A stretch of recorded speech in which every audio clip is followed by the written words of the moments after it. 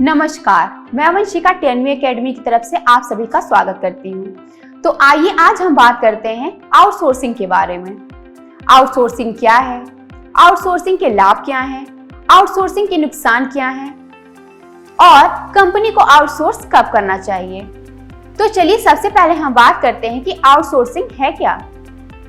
Outsourcing उस प्रक्रिया को कहते हैं जिसमें एक कंपनी अपने किसी आंतरिक कार्य के लिए दूसरी कंपनी के साथ समझौता करके उससे वह काम करवाती है। आम भाषा में कहें तो आउटसोर्सिंग यानी अपने कार्य को दूसरे लोगों के बीच बांट देना ताकि कम समय और कम लागत में अधिक से अधिक काम किया जा सके। आज के समय में आपने देखा होगा अधिकतर बड़ी कंपनियां अपने पार्टनर्स बना लेती हैं, यानी कोई एक बड़ी कंपनी के 2-3 छोटी या बराबर की कंपनी पार्टनर्स होते हैं। आउटसोर्सिंग उस प्रक्रिया को कहते हैं जिसमें एक कंपनी अपने किसी आंतरिक कार्य के लिए दूसरी कंपनी के साथ समझौता करके उससे वह काम करवाती है।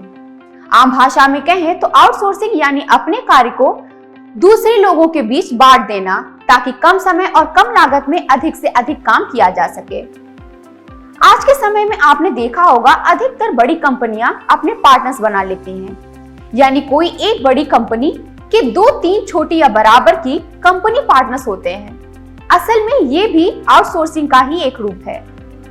तो अब हम अपने अगले पड़ाव पर आते हैं और बात करते हैं कि आउटसोर्सिंग के लाभ क्या हैं। वर्तमान वैश्वीकरण की होड़ में प्रत्येक देश एवं प्रत्येक व्यापारिक प्रतिष्ठान आगे निकलना चाहते हैं। उनके लिए आउटसोर्सिंग एक ऐसा हथियार है जिसकी सहायता से आधुनिक तकनीक एवं प्रबंधन के जरिए उनके द्वारा प्रतिस्पर्धा कायम की जा सकती है।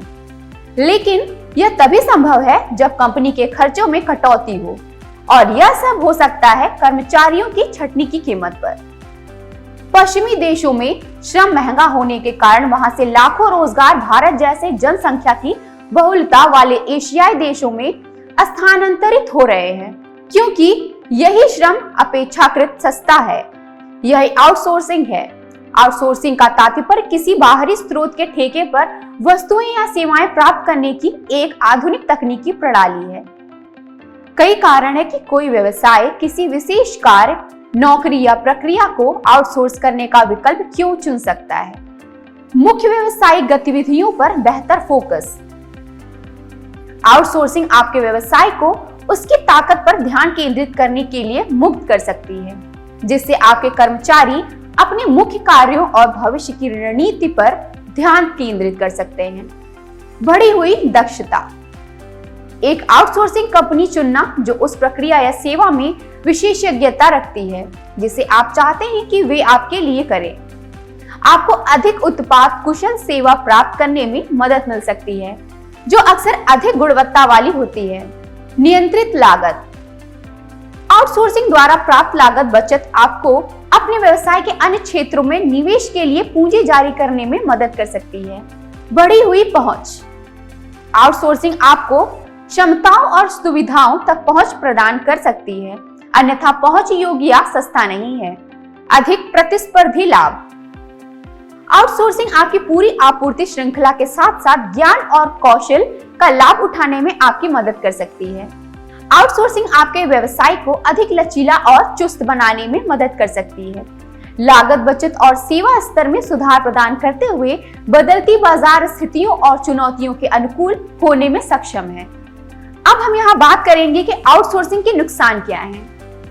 आउटसोर्सिंग में किसी व्यावसायिक कार्य प्रक्रिया पर सीधे नियंत्रण किसी तीसरे पक्ष को सौंपना शामिल है, जैसे यह कुछ जोखिमों के साथ आता है। उदाहरण के लिए आउटसोर्सिंग करते समय आपको निम्न समस्याओं का सामना करना पड़ सकता है। सेवा वितरण, जो समय से पीछे या अपेक्षा से कम हो सकता है। गोपनीयता और सुरक्षा, जो जोखिम में हो सकती है।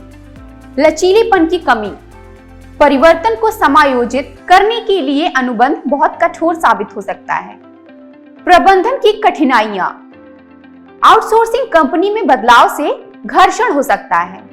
अस्थिरता, आउटसोर्सिंग कंपनी व्यवसाय से बाहर जा सकती है।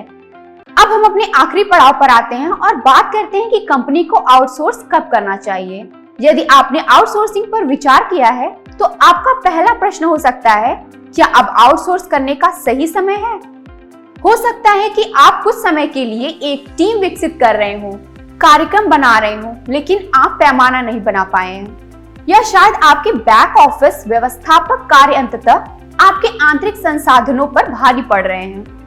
कारण चाहे जो भी हो, आपके व्यवसाय को बढ़ाने के लिए समय और धन को मुक्त कर सकता है, लेकिन आपको छलांग कब लगानी चाहिए, किसी कंपनी को आउटसोर्स कब करना चाहिए, हम इसे नीचे तोड़ते हैं। हर कोई जानता है कि लागत कम है और कई संगठनों के लिए विशेष रूप से वर्तमान आर्थिक अनिश्चितता के बीच आउटसोर्सिंग दिमाग में सबसे ऊपर है। अपने विकल्पों पर विचार करते समय महत्वपूर्ण है।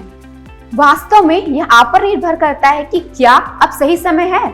लेकिन जब भी आप अनावश्यक लागतों को दूर करने और बैक ऑफिस संचालन को अधिक कुशल बनाने के लिए तैयार होते हैं, यह तब होता है जब आउटसोर्सिंग चलन में आती है। लेकिन एक बात स्थिर है, आउटसोर्सिंग कंपनियों को डॉलर के पुनर्निवेश से उन मामलों पर ध्यान केंद्रित करने की अनुमति देती है जहां वे सबसे अधिक प्रभाव डालेंगे। यदि इस वीडियो में कोई प्रश्न है तो आप हमें नीचे कमेंट में लिख सकते हैं। हमारे अनुभवी लोगों द्वारा आपको उचित उत्तर दिया जाएगा। इस वीडियो में बस इतना ही। मिलते हैं अगले वीडियो में, तब तक के लिए धन्यवाद।